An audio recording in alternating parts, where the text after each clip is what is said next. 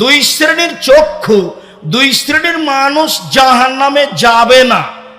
এক, বাকাত মিন খাশিয়াতিল্লাহ, যেই চক্ষু যেই মানুষ আল্লাহর ভয়ে কাঁদে ও জাহান্নামে যাবে না।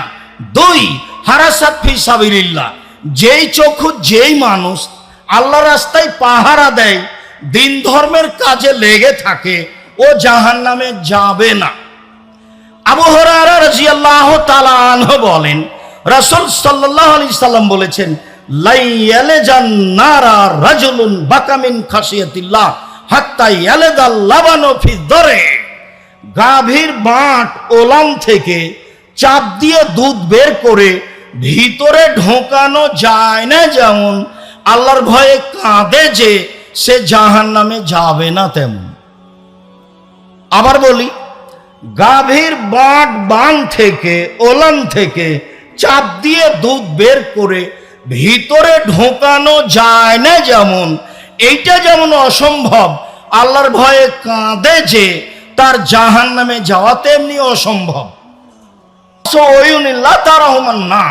তিন শ্রেণীর চক্ষু জাহান্নাম দেখবে না, তিন শ্রেণীর মানুষ জান্নাতে যাবেই, তিন শ্রেণীর মানুষ জান্নাতে যাবেই। এক, বাকাত মিন খাশিয়াতিল্লাহ, ওই চক্ষু ওই মানুষ যে আল্লাহর ভয়ে কাঁদে। দুই, হারাসাত ফি সাবিলিল্লাহ, ওই চক্ষু ওই মানুষ যে আল্লাহ রাস্তায় পাহারা দেয়। তিন, গাজাতান মাহারেমিল্লাহ, ওই চক্ষু যে বেগানা নারী অপর নারীকে দেখে চক্ষু নিচু করে, অপর নারীকে দেখে চক্ষু নিচু করে যে সে জান্নাতে যাবে। এই কথা মুহাম্মদ সাল্লাল্লাহু আলাইহি সাল্লাম বলেন। তিনি বলেন, পৃথিবীর মানুষ শুনে রেখো। জাবের রাদিয়াল্লাহু তাআলা আনহু বলেন, আল্লাহর নবীকে তিনি বললেন, আল্লাহ রাসূল, কোন মহিলার ওপরে যদি হঠাৎ চোখ পড়ে যায় তাহলে কি করব? আল্লাহর নবী, কোন মহিলার ওপরে যদি হঠাৎ চক্ষু পড়ে যায় তাহলে কি করব? তখন আল্লাহ রাসূল ফামারানি, আমাকে আদেশ করলেন, আন আসরিফা বাসারি, আমি আমার মুখটা ফিরিয়ে নিব, মুখটা ঘুরিয়ে নিব। তাহলে যদি সত্য সত্যই বাড়িতে আপনি টিভিতে খবর শোনেন, তো যখন খবর টিভিতে চলবে তখন আপনাকে এভাবে বসে থাকতে হবে। আপনি একটা রং মাখানো মহিলার মুখের উপরে তাকিয়ে খবর শুনবেন, তখনও আপনার ঈমান কাজ করে। ধর্ম কি পাগল হয়ে গেছে? ধর্ম কি রাজশাহী চাঁপাইনবাবগঞ্জের হাওয়াই লাড্ডু? दोनों हाथ में लड्डू है, जो चाहे उसको खा ले, जो चाहे उसको छोड़ दे। ভুল হিসাব। তাকওয়া, তাকওয়াই আপনার পাপকে ঠেকাতে পারে, ঈমানই আপনার পাপকে ঠেকাতে পারে। ঈমান যত বেশি পাপ তত কম, ঈমান যত কম পাপ তত বেশি। তাহাজ্জুদ পড়লেও জেনা হবে, ঈমান কমে জন্য বোরকা পরে যদি, হাত মোজা পরে যদি, পা মোজা পরে যদি, চশমা লাগিয়ে রাস্তায় চলে যদি, তবুও তার যদি ঈমান কম হয়, তাহলে সে এত পর্দার ভিতরে থেকেও জেনার গল্প করবে। শুনুন, ঈমান দিয়েই পাপ ঠেকানো যায়। সম্মানিত দ্বীনি ভাই বোন, রাসূল সাল্লাল্লাহু আলাইহি সাল্লাম বললেন, পৃথিবীর মানুষ মনে রেখো, 6টা কাজ করলে আমি তোমাদেরকে জান্নাতে নিয়ে যাব। কিভাবে নিয়ে যাব সেটা আমার ব্যাপার। 6টার একটা হলো এই, তুমি যদি চক্ষু নিচু করতে পারো তাহলে আমি তোমাকে জান্নাতে নিয়ে যাওয়ার জন্য জিম্মেদারি নিলাম। 3 শ্রেণীর মানুষ জান্নাতে যাবে। তার এক শ্রেণীর মানুষ হচ্ছে যারা চক্ষু নিচু করে চলে, তারা জান্নাতে যাবে। এই কথা মুহাম্মদ সাল্লাল্লাহু আলাইহি সাল্লাম বলেন। সম্মানিত দ্বীনি ভাই বোন, এইখানে আর একটা হাদিস বলে রাখি। আল্লাহ রাসূল বললেন, 3টে বিপদ নেমে আসবে 3টা পাপের কারণে। 3টে বিপদ নেমে আসবে 3টা পাপের কারণে। 3টে বিপদ নেমে আসবে 3টা পাপের কারণে। 1, ভূমিকম্প হবে। 2, আকার আকৃতি পরিবর্তন হবে। সন্ধ্যায় ছিল মানুষ, সকালে হবে সৌর শুকুর। 3, সমস্যা নেমে আসবে। স্কুলে মারামারি, মাদ্রাসায় মারামারি, মসজিদে মারামারি, যেখান সেখানে হইচই, কেউ কাউকে মানে না, বড় ছোট বলে কিছু নেই, ওয়াদা অঙ্গীকার নেই, ভালোবাসা নেই, একজন আর একজনের বিরুদ্ধে নির্দ্বিধায় চলছে। তিনটে বিপদ নেমে আসবে তিনটে পাপের কারণে। এক, ভূমিকম্প হবে। বিপদ দুই, আকার আকৃতি পরিবর্তন হবে। সন্ধ্যায় থাকবে মানুষ, সকালে হবে শোর বা বানর, শুকুর কা বানর। তিন সমস্যা নেমে আসবে। পাপ তিনটা। এক, এদা সারেবুল খমুরা, যখন মানুষ নেশাদার দ্রব্য পান করবে তখন এই তিনটা বিপদ নেমে আসবে। দুই, জাহারাতিল কায়নাত, মেয়েরা যখন নাচবে তখন এই তিনটে বিপদ নেমে আসবে। প্রায় সব মোবাইলে মেয়ে নাচে, প্রায় সব দোকানে মেয়ে নাচে, প্রায় সব বাড়িতে মেয়ে নাচে। মেয়েরা যখন নাচবে তখন এই বিপদ নেমে আসবে। তিন, অদারাববিল মাজেব, যখন বাদ্যযন্ত্র প্রকাশ পাবে, সব মোবাইলে বাজনা বাজে, প্রায় সব দোকানেই বাজনা বাজে, প্রায় সব বাড়িতেই বাজনা বাজে। কোটি কোটি টাকা খরচ করে মানুষ বহির্বিশ্ব থেকে যারা গান বাজনা করে নাচে তাদেরকে মানুষ নিয়ে আসে, তখনও তারা শিক্ষিত মানুষ, এই কথা ঠিক নয়। আল্লাহ বলেছেন ইন্নামা ইয়াতাযাক্কারু উলুল আলবাব, নিশ্চয় উপদেশ গ্রহণ করে শিক্ষিত মানুষ।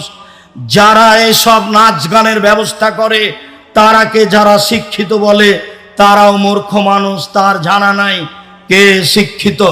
সম্মানিত দিনী ভাই ও বোন, বলছিলাম রাসূল সাল্লাল্লাহু আলাইহি সাল্লাম বলেন তিনটি বিপদ নেমে আসে তিনটি পাপের কারণে। তারপরে বলছিলাম যে চক্ষু নিচু করে যে সে জান্নাতে যাবে।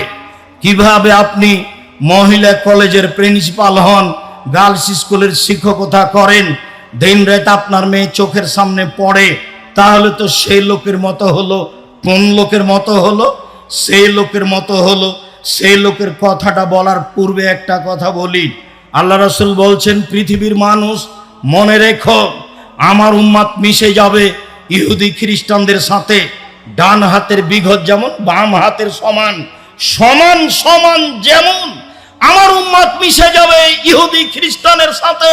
পোশাক আশাকে, চাল চলনে, শিক্ষায়, খাতা কলমে, জুতা স্যান্ডেলে, চলাফেরাতে, খাওয়া দাওয়াতে, সবকিছুতেই মিশে যাবে ইহুদি খ্রিস্টানদের সাথে। ডান পায়ের জুতা যেমন বাম পায়ের সমান, বাম পায়ের জুতা যেমন ডান পায়ের সমান, সমান সমান মিশে যাবে আমার উম্মাত ইহুদি খ্রিস্টানদের সাথে, একেবারে হুবাহু মিশে যাবে। এইটুকু বলার পরে তিনি ভাষাগত নিচে নামতে লাগলেন। নামতে নামতে বলছেন পৃথিবীর মানুষ মনে রেখো, ইহুদি খ্রিস্টান যদি মায়ের সাথে জেনা করে থাকে আমার উম্মাত মায়ের সাথে জেনা করবে। আপনার পাশে ছেলেটা দাঁড়িয়ে আছে, তার মাথায় দেখেন চুল কিভাবে ছাঁটা আছে, তার গায়ের গেঞ্জিটা দেখেন। এবার আপনার কাছে ফিরে যাই, যেই কথাটা বলার জন্য এইটুকু বলছি সেটুকু হলো, আপনি প্রতি রমজানে উমরা করেন, হজও বেশ কয়েকবার করেছেন। আপনার সাথে যখন আপনার মেয়ে হাঁটে তখন স্কিন পায়জামা পরে আছে, গেঞ্জি গায়ে দিয়ে আছে, তখন আপনি হাজি? দুঃখিত। মনে রাখবেন রাসূল সাল্লাল্লাহু আলাইহি সাল্লাম বলেছেন নবীদের স্বভাব ছিল 10টি। রাসূল সাল্লাল্লাহু আলাইহি সাল্লাম বলেছেন নবীদের বৈশিষ্ট্য ছিল 10টি। রাসূল সাল্লাল্লাহু আলাইহি সাল্লাম বলেছেন নবীগণের খাসলাত, অভ্যাস, শিষ্টাচার, নীতি, স্বভাব ছিল 10টি। এক, কাসু সারেব, মোচ কেটে ফেলতে হবে, ব্লেড দিয়ে চাঁচা নয়।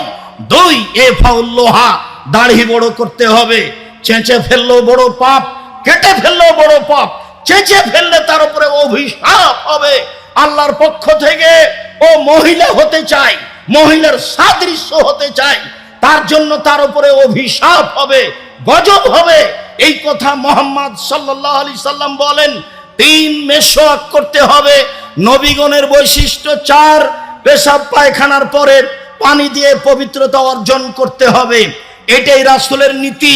আগে ঢের টিস্যু পেপার পান, পরে পানি, এ কথা নয়। পানি দিয়েই পবিত্রতা অর্জন করতে হবে পেশাব পায়খানার পরে। তারপরে হাতটা মাটিতে মেজে নিতে হবে। একাধিক সহিহ হাদিস। আবার ঢেল টিস্যু পেপার ধরে 40 কদম হাঁটতে হবে, পায়ের ওপরে পা উঠাতে হবে, খক খক করে কাশতে হবে। এই অপছন্দ নীতি রাসূল সাল্লাল্লাহু আলাইহি সাল্লামের নয়, এই নোংরা নীতি রাসূল সাল্লাল্লাহু আলাইহি সাল্লামের নয়। যদি তাই হয় তাহলে সে ঢেল টিস্যু পেপার নিয়ে 40 কদম হাঁটে, তার বউ কেন হাঁটে না? তার বউ কেন পায়ের ওপরে পা উঠায় না? তার বউ কেন খক খক করে কাশে না? তাকেই শুধু জান্নাতে যেতে হবে, পবিত্রতা অর্জন করে বউ যাবে না? এই বেইনসাফি নীতি তো রাসূল সাল্লাল্লাহু আলাইহি সাল্লাম পছন্দ করেন না। শুনুন, তারপরে তিনি বলেন কাসফুল আজফার, নখ কেটে ফেলতে হবে। নবীগণ নখ কেটে দিতেন, হাতে পায়ের নখ কাটতে হবে। আপনার মেয়ের নখ বড় আছে, মনে রাখা ভালো হবে, ইহুদি খ্রিস্টানদের পতিতালয়ের মেয়েদের বৈশিষ্ট্য হচ্ছে নখে নেইল পালিশ দেওয়া, নখ বড় রাখা। ইহুদি খ্রিস্টানদের পতিতালয়ের মেয়েদের বৈশিষ্ট্য হচ্ছে নখ বড় রাখা, নখে নেইল পালিশ দেওয়া। ইহুদি খ্রিস্টানদের পতিতালয়ের মেয়েদের স্বভাব হলো নখ বড় রাখা, নখে নেইল পালিশ দেওয়া। এই নীতি ইহুদি খ্রিস্টানদের পক্ষ থেকে এসেছে। পৃথিবীর মানুষ মনে রেখো, আমার উম্মত মিশে যাবে ইহুদি খ্রিস্টানের সাথে। ডান হাতের বিঘত যেমন বাম হাতের সমান, ডান পায়ের জুতা যেমন বাম পায়ের সমান, সমান সমান চাল চলনে, পোশাক আশাকে, স্কুল কলেজে পড়াশোনায়, খাতা কলমে, গাড়ি ছাকড়াতে, চলাফেরাতে, খাওয়া পান করাতে, সবকিছুতে মিশে যাবে তাদের মতো হয়ে। বাম হাতে নির্দ্বিধায় পাক পানি খাচ্ছে, বাপ দেখছে মা খাচ্ছে, মা দেখছে বাপ খাচ্ছে, মেয়ে খাচ্ছে। ও নাকি শিক্ষিত, কি করে শিক্ষিত হতে পারে? বাম হাতে শয়তান খায়, এ কথা মুহাম্মদ সাল্লাল্লাহু আলাইহি সাল্লাম বলেন। আয়েশা রাদিয়াল্লাহু তাআলা আনহা বলেন, আল্লাহর নবীর বাম হাত ছিল পেশাব পায়খানার জন্য, অলিল কাদার, খারাপ কিছুর জন্য। ডান হাত ছিল খাওয়ার জন্য, পবিত্রতার জন্য। এরা শিক্ষিত মানুষ ইহুদি খ্রিস্টানদের সাথে নিয়ম নীতিতে, নোংরা নীতিতে মিলে যাওয়ার পরেও তাদের মতো হয় কি করে? রাসূল সাল্লাল্লাহু আলাইহি সাল্লাম বললেন, নাক ফুলে বেতে বগলের লুম উঠিয়ে ফেলতে হবে। পুরুষ নারী একই হুকুম, ব্লেড নয়। হালাকোলানাতে নিচের লুম পরিষ্কার করতে হবে, ঊর্ধ্বে টাইম 40 দিন। পুরুষ নারী একই হুকুম, যেভাবে সহজ, যেভাবে সম্ভব। নবীগণের বৈশিষ্ট্য এটাই। সম্মানিত দিনী ভাই ও বোন, বলছিলাম রাসূল সাল্লাল্লাহু আলাইহি সাল্লাম বললেন 3 শ্রেণীর মানুষ জান্নাতে যাবে। তার এক শ্রেণীর মানুষ আল্লাহর ভয়ে কাঁদে যে। আবু হুরায়রা রাদিয়াল্লাহু তাআলা আনহু বলেন, রাসূল সাল্লাল্লাহু আলাইহি সাল্লাম বলেছেন, লাইসা শাইউন আবা ইনদাল্লাহি মিন কাতরাতাইনি ওয়া ফারাইনি। 2টি বিন্দু ফোঁটা আল্লাহর কাছে যত প্রিয়, 2টি দাগ চিহ্ন আল্লাহর কাছে যত প্রিয়, পৃথিবীর কোনো কিছু আল্লাহর কাছে তত প্রিয় নয়। এক, কাতরাত দমুইন মিন খাশিয়াতিল্লাহ, আল্লাহর ভয়ে এক ফোঁটা চোখের পানি আল্লাহর কাছে যত প্রিয়, পৃথিবীর কোনো কিছু আল্লাহর কাছে তত প্রিয় নয়।